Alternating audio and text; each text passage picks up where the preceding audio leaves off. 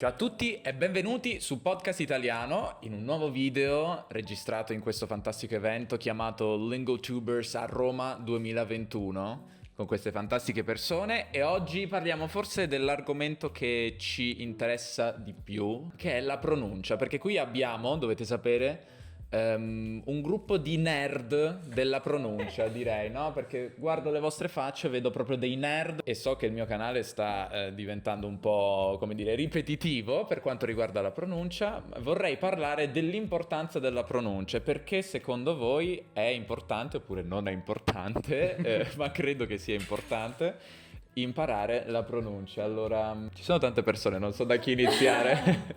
Puoi iniziare tu, Davide. No, inizia tu, Raf. Secondo te perché è importante imparare la pronuncia? Mi raccomando, non troppo lunga la risposta perché ci sono altre persone. No, sì, non è importante. Non è secondo me. importante? Sì, per niente. Scherzo. No, è importante semplicemente perché, per esempio, con l'italiano, mi piace il suono dell'italiano e quindi voglio essere in grado di produrre la lingua come lo sento, no? Tipo, mi piace il suono e quindi voglio essere in grado di riprodurre questo suono che mi piace, quindi... Altre opinioni?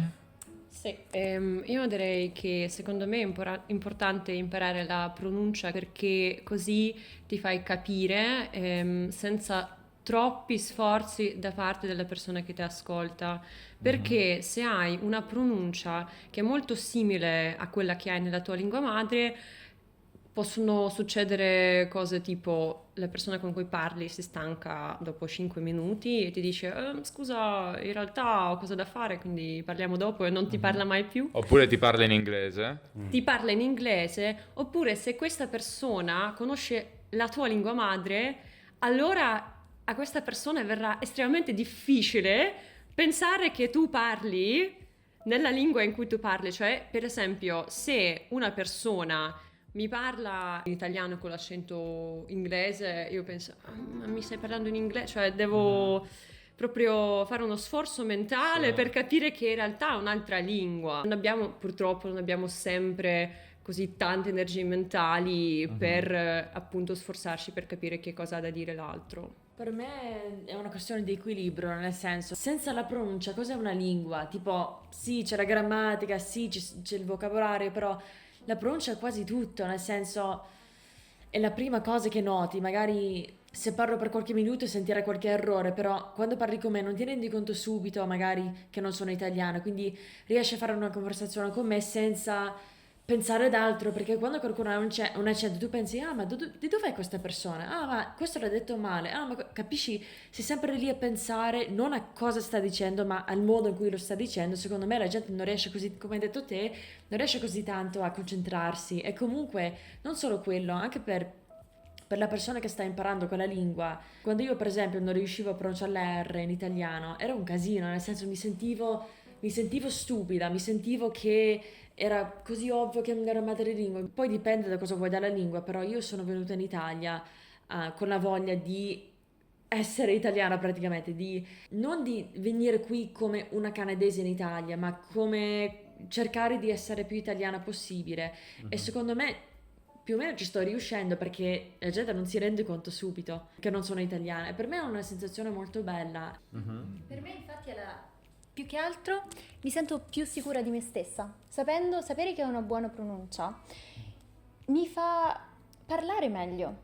Sì. A parte il fatto che per me è nato un po' come un gioco e quindi dicevo voglio diventare bravissima, un po' come una sfida con me stessa, però poi mi sono resa conto che mi fa proprio sentire più sicura di me e mi evita strane incomprensioni. Per esempio, una volta ero in America, volevo dire che il gatto mi aveva morso e dicevo "The cat beat me". E da lì, vedendo le facce sconcertate degli altri, ho capito che c'è qualcosa che non va, beat me. Oppure stavo cucinando e dicevo "Ah, mi serve una penna". Cosa? Non è una penna, è una padella, cioè certe cose... Oh, pen. Esatto! Infatti sto cercando di capire.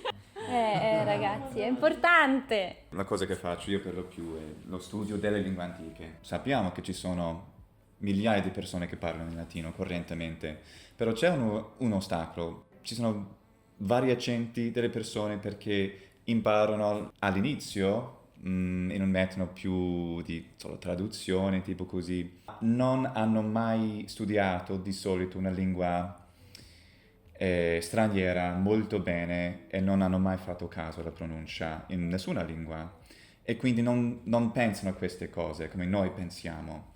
Per noi è normale, impariamo l'italiano, il russo, altre lingue e sappiamo che è importantissimo. Però, specialmente nelle poesie, questi autori hanno cercato con una fantastica sottilezza di comporre questi testi per esprimere la musica della propria lingua e noi sappiamo bene, molto bene come si pronunciava. Perché non imparare molto bene anche pronunciare, come noi possiamo, noi stranieri, noi possiamo leggere Dante, Petrarca e apprezzare queste cose molto sottili nelle poesie. Se parliamo invece più così non è male, voi mi capite, però è come un pianoforte scordato. Si capisce la melodia, però non è... La cosa che mi piace è che Raf dicevi, la pronuncia fa parte della grammatica, no?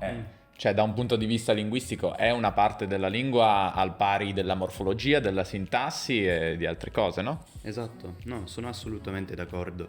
E per questo motivo direi anche che c'è un vantaggio molto... Sì, c'è un vantaggio di studiare la pronuncia perché aiuta anche con la comprensione della lingua parlata. Quindi per esempio io essendo madrelingua inglese, o madrelingua dell'inglese americano specificamente, non direi mai I want to go to buy an ice cream, no? Direi I want to go to buy an ice cream.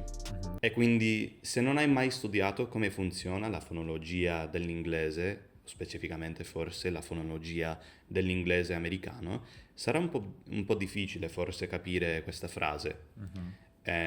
Ma parliamo così, e se studi come funziona la mia fonologia o la fonologia inglese, capirai, anche se non sei madrelingua inglese. Da 2 anni non vengo in Italia e quindi non ho avuto molte opportunità per parlare italiano, quindi adesso devo fare uno sforzo per farmi capire, ma perché direi che pronuncio abbastanza bene la lingua. Certo. Gli italiani mi parlano gli italiani mi parlano più o meno normalmente, no? Non cambiano la maniera in cui parlano e quindi posso fare pratica di tipo sentire l'italiano vero, l'italiano che si parla ogni giorno.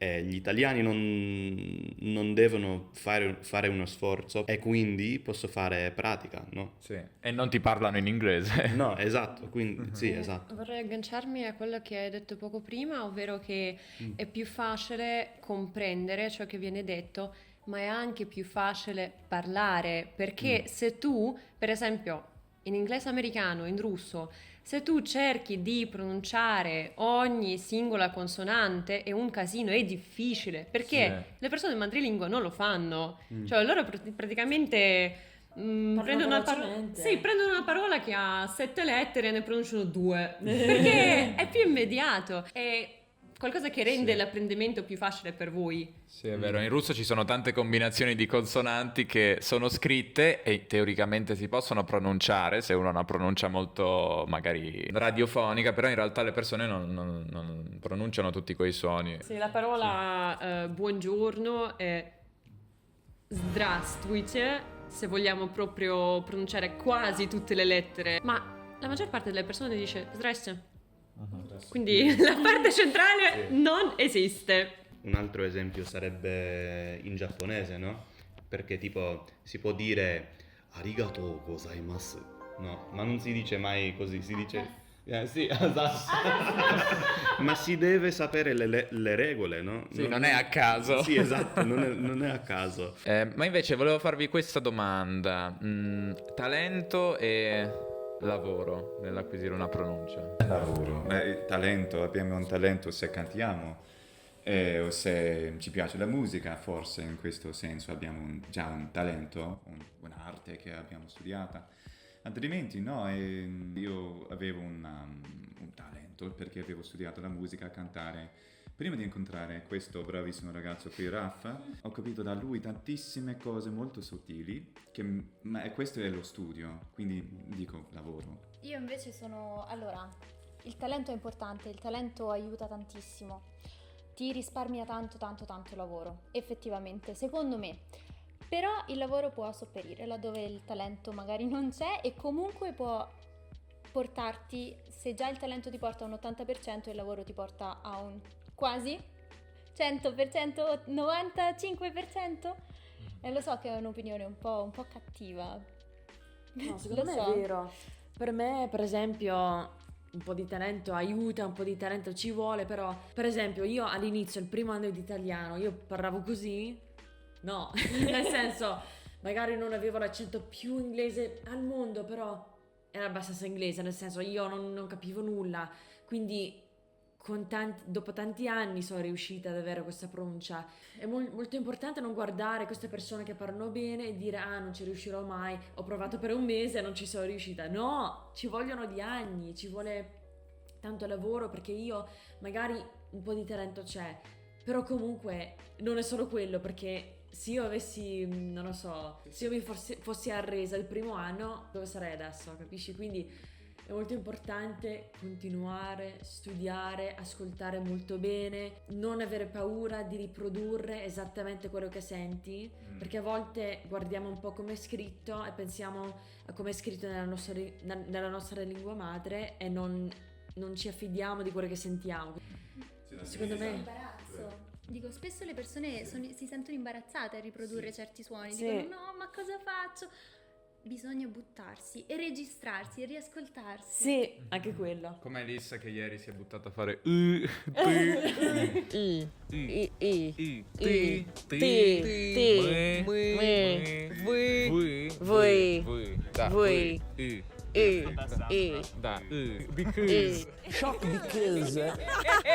Secondo me, io anche se anch'io ho studiato la musica e tutto, non sono poi così brava con gli accenti, cioè in maniera naturale. E secondo me per le persone che non riescono proprio a riprodurre quello che dicono le madrelingua, per loro sarebbe molto comodo imparare l'alfabeto fonetico e proprio vedere le immagini dei suoni che esistono in questa lingua. Cioè il primo passo è in realtà non lavoro, non pratica, ma teoria, proprio capire, questo è un suono che esiste nella mia lingua madre, ma non nella lingua che sto imparando. Nella lingua che sto imparando devo mettere la punta della lingua là e non qua.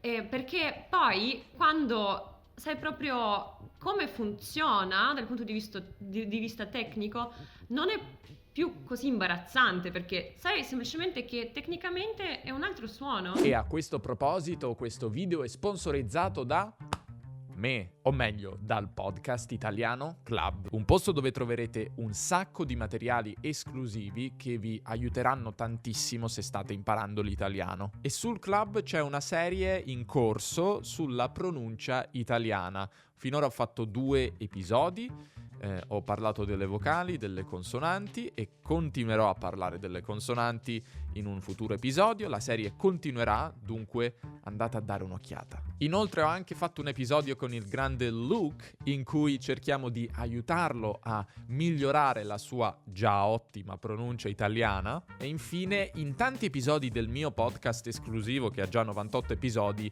parlo di pronuncia in qualche modo, perché secondo me è un argomento troppo trascurato che merita più attenzione, come avete capito. Dunque, se vi interessa la pronuncia, sul Club troverete un sacco di materiali interessanti. Continuiamo con il video. Io penso anche che, cioè nessuno lo fa, ma sarebbe molto bello prima imparare i suoni della lingua e poi la scrittura, perché le persone di solito fanno il contrario e quindi hanno in mente questo testo che come leggono con la pronuncia che viene dalla loro lingua madre. Invece se partiamo dai suoni e impariamo a pronunciarli bene, poi la scrittura non è così difficile, è quello che fanno i bambini a scuola.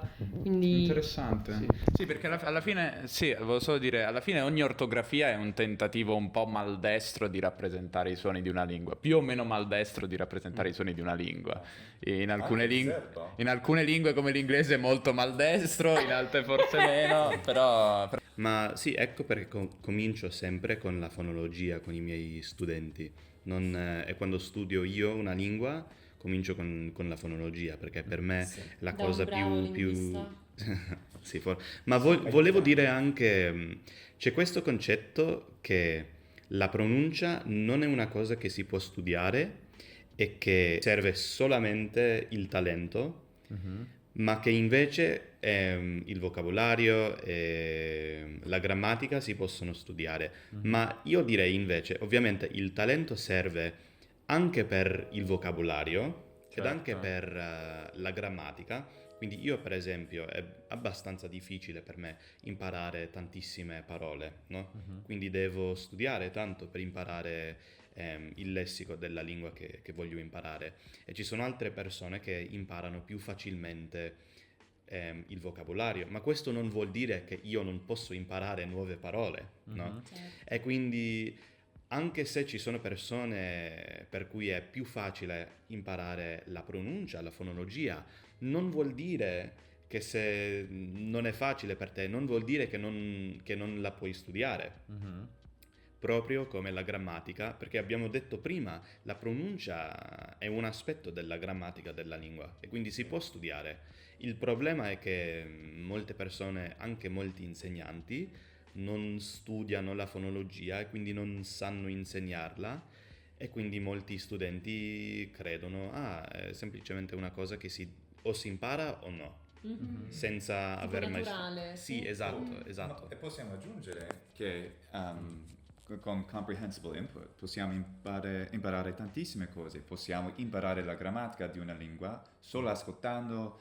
Ad esempio, mio padre ha vissuto qui 2 anni, non ha studiato niente della grammatica, ma riesce fino ad oggi a parlare in italiano. Perché ha acquisito la grammatica, il vocabolario, la pronuncia, tutto solo ascoltando e parlando. E quindi sì, possiamo imparare la pronuncia bene solo ascoltando e sperando che abbiamo il talento, però possiamo anche fare un lavoro. Elissa, tu hai imparando la pronuncia dell'italiano, hai fatto affidamento solo sul tuo orecchio o hai anche cercato spiegazioni più teoriche su internet? L'orecchio. Più che Orecchio. altro. Sì, perché allora, quello che dovete fare a volte, secondo me, è ogni tanto ascoltare qualcosa, ma non pensare a cosa dicono, ma concentrarvi soltanto su come lo dicono. Come sai, visto che mi piace cantare, sono abituata, anche te, sono abituata a dover... siamo un coro, ragazzi. Cosa? No, perché sono abituata a dover modificare dove metto la lingua, la posizione di tutto, visto che mi piace cantare. Ecco, questo aiuta tantissimo. Il mio ragazzo mi ha corretto tantissimo, mi ha fatto rendere conto del fatto che ci sono vocali aperte e chiuse che prima non mi sono manca resa conto. E queste cose qui, tipo la k, p, t. In inglese c'è molta aria, invece in italiano è molto più... non lo so. Aspirato. Esatto. Quindi adesso sto arrivando al punto in cui sto pensando, allora, come dico le cose io e invece com'è l'accento standard? Oppure com'è che parla un romano? Adesso sono arrivata a quel punto perché piano piano miglioro e sono consapevole di cose che non sapevo 1 anno fa o 2 anni fa o 3 anni fa. Sopra col cervello che sta cercando di capire di dov'è qualcuno. Esatto, quindi sì. Ok, voglio farvi ancora una domanda veloce. Un consiglio che date per imparare la pronuncia? Non avere paura. Sì, Ok. ma questo può essere difficile. Noi ovviamente non abbiamo molta timidità nel parlare. Timidezza, grazie, timidezza. E quindi riusciamo a parlare con le persone. Però ci sono le persone che vogliono imparare e parlare bene, però c'è questa timidezza. Quindi che possono fare queste persone? Possono, secondo me, fare un po' di lavoro, studiare l'alfabetico fonetico internazionale, per esempio, della propria lingua anche, e capire, ok, questo suono è questo, e fare a casa. A me non piace affatto sentire la propria voce. Perché... bella voce, così Ma anche non so. voi avete, ma non vi... A me veramente? piace sentire la mia voce. Ok, adesso sono io, No, insomma. quella voce. No, Vorrei specialmente... sentire lo spagnolo con questa voce. La voce verde. La voce da Matador. Che direbbe un matador? Non lo so, cosa dicono i Matador? Non ho mai incontrato un matador, quindi non... Tu non sei un Matador. Hola. Peccato. Registrare la propria voce e anche sforzarsi a fare questi passi pian piano, piccoli sorsi, piccoli passi, parlare con una persona per la strada, altrimenti una persona non riuscirà mai. È qualcosa che già ha menzionato Luke. Più o meno, ma direi che aiuta moltissimo studiare anche la fonologia della propria lingua. Quindi nel mio caso ho studiato la fonologia dell'inglese o anche dell'inglese americano per tipo capire come pronuncio veramente in inglese tutti questi suoni. E questo mi aiuta moltissimo quando devo imparare un'altra lingua, perché per esempio abbiamo parlato prima dell'aspirazione p, t, k, ma forse una cosa che non sapete è che anche i suoni t, d in inglese si pronunciano con la lingua un po' più ritratta in inglese rispetto all'italiano. Alveolari. Sì, alveolari invece di dentali. E questo è una cosa che si capisce studiando la fonologia dell'italiano ed anche dell'inglese, quindi si deve capire la differenza che c'è tra queste due lingue. Fonologia contrastiva.